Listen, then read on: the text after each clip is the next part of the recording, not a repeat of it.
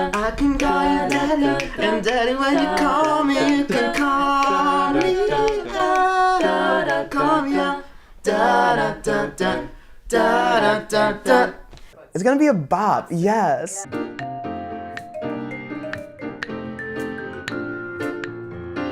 I'm Jackson. I'm a senior at Penn. I'm from Downingtown, Pennsylvania, and I'm studying music and architecture. Groovy, musical, amazing. He's really talented. You know, he's the music guy. He was always very musical. I remember, like, on Saturday mornings, I'd be trying to watch a cartoon. I'd be trying to relax, like, from the weekend, and I wouldn't be able to hear anything, even with the volume of the TV turned up all the way, because he'd be in there playing, like, the Kinks, or he'd be playing stuff from the 60s that I hadn't heard of and I didn't know existed. Jackson was 7, and he sat down at the piano and he started playing Christmas songs. Mm-hmm.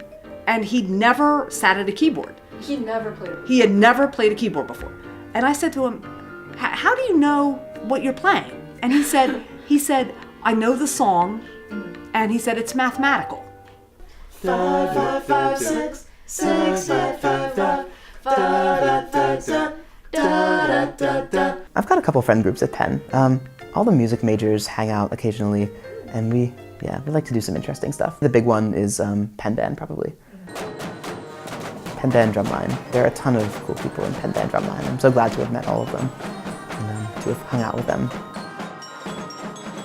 I was still like trying to like hyper assert my musical individuality freshman year. I was like, conformity, man. Like, why would I join this group where I like have to play the same thing as everybody else? So you can play it that way. Or you can just like add like crazy stuff all over the place, which is what I tend to do because I'm obnoxious, but also it's a lot of fun and people seem to like it, so.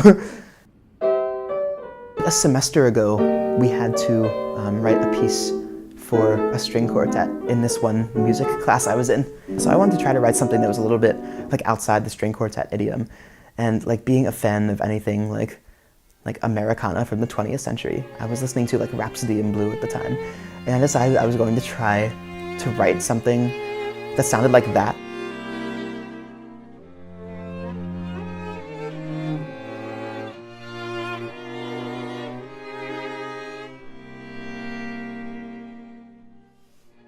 I think he's an old soul. You know, he's someone who he has loved everything vintage.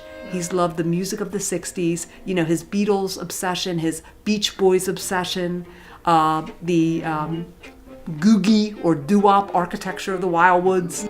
He really likes Wildwood. That's me discovering my love for Wildwood, yeah. He did I think it was a research project in Wildwood, New Jersey. I think he was writing a book on the neon signs of the motels.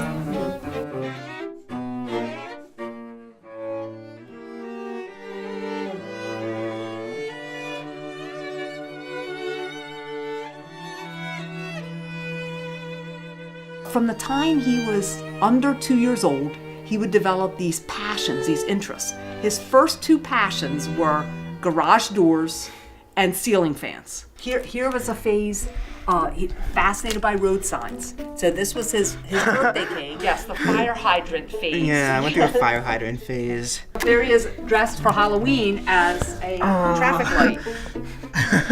By the time he was 5, he loved covered bridges, and he's 22 and he loves covered bridges. We did a road trip and he like told us all about the history of Pennsylvania and random trivia about like the turnpike and things like that.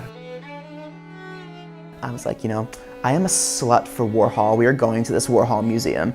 And everyone else on the trip was kind of like, okay. But we ended up going. He was taking a lot of pictures too. It was like disposable cameras.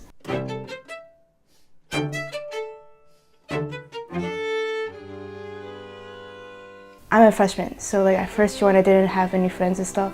And then I joined the Penn Band, and then Jackson was like, hey, welcome to the family. And I was like, oh, my heart. Whoa, whoa, whoa, whoa, whoa. Mal survived a road trip with us for 4 days. She's used to this by now. Now something needs to happen though. Now we're just going like.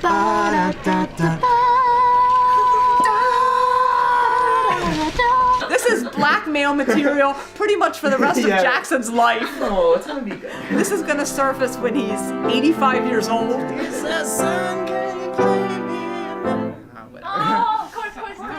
All right. Sing us a song tonight.